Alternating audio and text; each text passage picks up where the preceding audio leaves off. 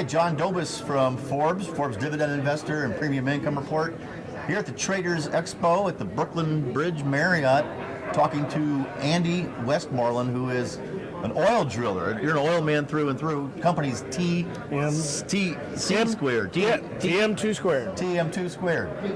That's not what you told me the first time, but anyway. You're right. This man is in the oil business, and I don't know if everybody knows what's going on in oil, but Saudi Arabia decided to let the oil flow, kind of screwed over Russia and anybody else in the oil business, and oil is down, I don't know what it is right now, but 30% overnight. We're below $29 a barrel. That's right. It is. I remember Christmas time frame about 2008 or 2009. 2008, it was the year of the great crash. That's right. Oil got down to $26, and man, wow, it was just $147.50 the previous summer. That's right. Got down in 15 or 14 to a similar low. 15, that's right. And now here we are, Same thing. mid-20s. So being a guy who's watched the oil markets for what, three decades or so or more? Yeah, maybe? I've been doing it 30 years. It's got down to... Have you seen a situation, of course you have, I guess, a situation like this where oil plummets? And then what does a guy who's in the business you're in do when oil's at such a low price? Are you out trying to buy up other people's interests in drilling, or are you...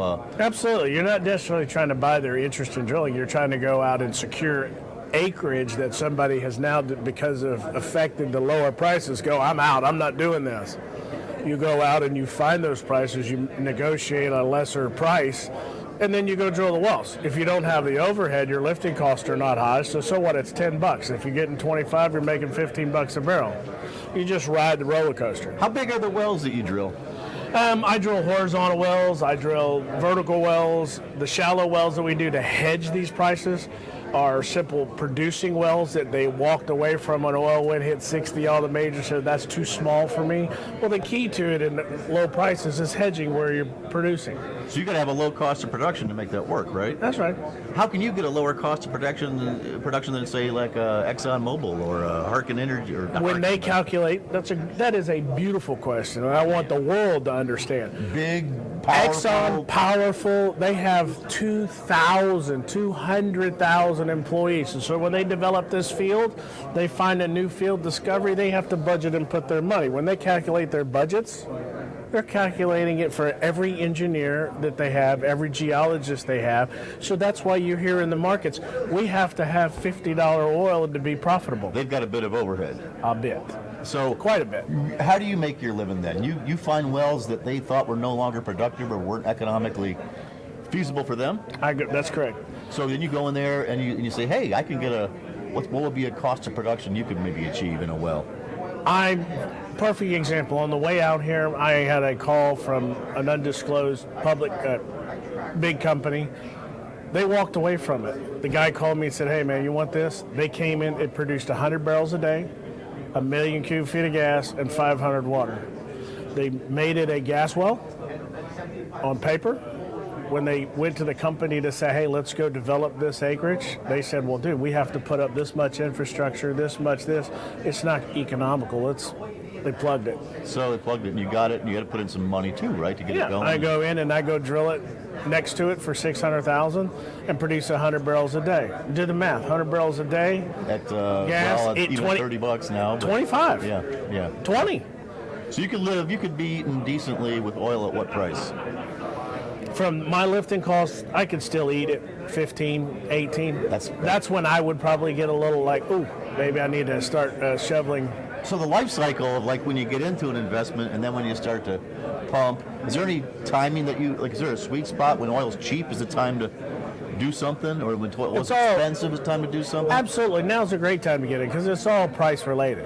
When it comes to your service companies, all right, when oil's at 60 and you go out and try to negotiate a price, the guy says, I haven't eaten in a while, I need to keep my prices here. When oil goes to 30 and 25, they say, I'm not going to eat for a while, what do you want me to do? So you get a little bit more desperation. So were you around like 1986, 1991, those periods of time? When I was. That's why I was laughing when you said $25. In 1998, in 95, oil went to like $8, $12. I decided to get out of the oil business because I started in '89. I was like, all right, I was young. It's going, I don't know where this is going. Like everybody else in America. 98 was dirt cheap, right? Right, $9. Yeah. So in '95, I got out and became a broker, got my Series 7 license. So in '98, I was like, come on, man, I can't sell stock to nobody. I can't do this. I don't know how. Just wait a few years. That's right. At $9 barrel of oil, I'm like, I'm getting back. So what about the long term for oil? I know you're from Texas. You might have a little bit of a prejudice, but, is it being eclipsed in the longer term by alternative sources of energy? Or? No, it's a combination of all. You can't run none of the windmills without crude oil. How's that? It's just, you got to make the... Don't they spin because they get wind, or what's the deal? They spin to get wind, but just like the electric cars. Uh-huh. How do they build the Oh, you're batteries? talking about the construction, sure, yeah, Okay, yeah. so you can't do one We're without an the other. oil-based economy, definitely right now, and That's for the right. foreseeable future. That's right. Which is your... But I horizon. don't see it going away.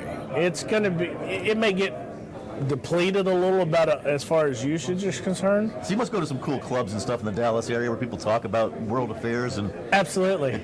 we tend to have wars when oil gets too cheap. And this latest move, we got us, right? 10 million a day, Saudi 10 million a day, and Russia 10 million a day. And usually the third god can't sit at the table. That's right. Thoughts about how, the whole geopolitical, when the Bush boys were in the White House, it was Iraq was the odd man out. That's right. Now we got Russia and Trump and Russia and Saudi and us. Our dollar is at stake, more or less, if oil's too cheap. Agreed. Not going to sit here and predict wars. Not one of the things I'm going to do. But that's something worth, people determine that it's worth fighting over. Absolutely. I mean, because of that very situation, instead of getting out of oil, is some of the reasons why you should buy some of the lower stuff. Not necessarily go buy stock and be in the ExxonMobil public scenario, although it's that's been a not horrible bad. thing to be, by the way, for quite some time. But to directly participate and get into, it's wonderful. Appealing, I guess. If you is there an expression? Pump your own oil. That's right, dude. That's it. 100% to tax deductible, and you can make money on. If you're looking to drill a hole, give this man a call. But really, some chaotic times in the market. And Oh, for sure. to back up what you said, this is not the time to sell. It's the time to buy. I don't know exactly when the time to buy is, but when you get a dislocation of this nature, there are people who are positioning themselves for the next leg higher, maybe. Yeah, my history of being the broker, the limited time that I was, I basically always tried to buy, and if it went down, dollar cost down, not up. So that every time it went up, I was always ahead. There would always be a future time when that would work out, right? That's right. All right. Low markets, low time, definitely an opportunity. Texas, don't mess with it. All right, well, that's Andy Westmoreland. I'm John Dobus. Have a good one.